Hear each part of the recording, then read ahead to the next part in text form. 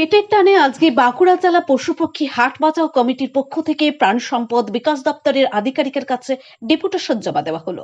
রাজ্যে পালাবদলের পর সরকার হাটগুলো বন্ধ করে দেয়। আজকে প্রায় 1.5 মাস জেলার হাটগুলো বন্ধ থাকার ফলে যে সকল মানুষগুলোর এখান থেকে রুজি রোজগার হতো তা আজকে বন্ধ হয়ে গেছে। ফলে সমস্যায় পড়তে হচ্ছে তাদের ও তাদের পরিবারের লোকজনকে।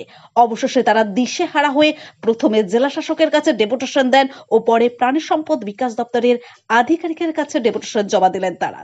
আজকে জেলার প্রায় 10টি হাটের মালিক ও হাটের সাথে যুক্ত তারা সকলে বাঁকুড়া লালবাজার থেকে কলেজ মোড় পর্যন্ত মিছিল করে ডেপুটেশন জমা দিলেন।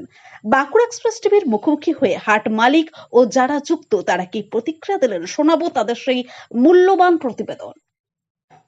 সমস্যা অনেক সমস্যা হচ্ছে, কোনো গরু বাছুর বেচাকেনা করতে পারছে না, হাটে যারা রোজি রোজগার দোকানদারি করে খায় সেটাও হচ্ছে না, বন্ধ হয়ে যাচ্ছে।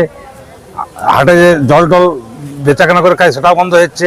সমস্ত কিছু সব খাওয়া দাওয়া সব বন্ধ হয়েছে এই হাট বন্ধ করার জন্য। কতদিন হাট বন্ধ আছে? হাট আপনার 1.5 মাস বন্ধ আছে, 6 সপ্তাহ বন্ধ আছে। এখন সরকারের কাছে কি আবেদন করছে? সরকারের সঙ্গে আবেদন যে হাট যাতে আমাদের ভালোভাবে খোলা হয় সেইটা যার জন্য আবেদন করা।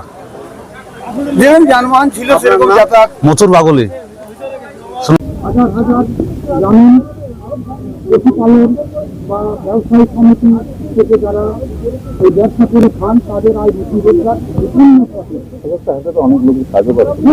বহু প্রত্যক্ষ এবং পরোক্ষভাবে জড়িত হাটগুলো লাখ লাখ মানুষ করে খায়।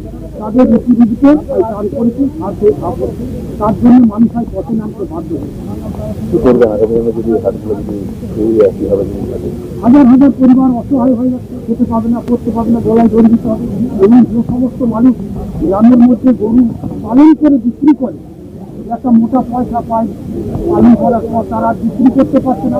গ্রামের চাষিবাসী মানুষের ছোটখাটো ক্ষুদ্র কৃষক যারা গরু কিনে পর হাল বাঁধতে পারছে না, যাদের গরু আছে দোয়া ডাল থেকে শুরু করে তারা সেই গাড়িটা বড় হয়ে যাওয়ার পর তারা বিক্রি করতে পারছে না।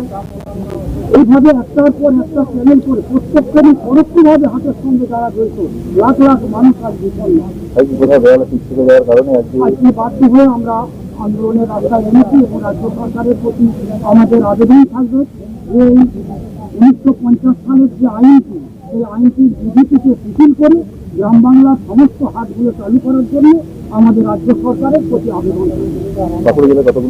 বাঁকুড়া জেলায় আমাদের 11টি হাট আছে, তার সঙ্গে বর্ধমান বিভাগটা জড়িত, একটার সঙ্গে একটা, বর্ধমানের সঙ্গে আবার বীরভূম, মুর্শিদাবাদ, এইভাবে গোটা রাজ্যব্যাপী ছড়িয়ে রয়েছে।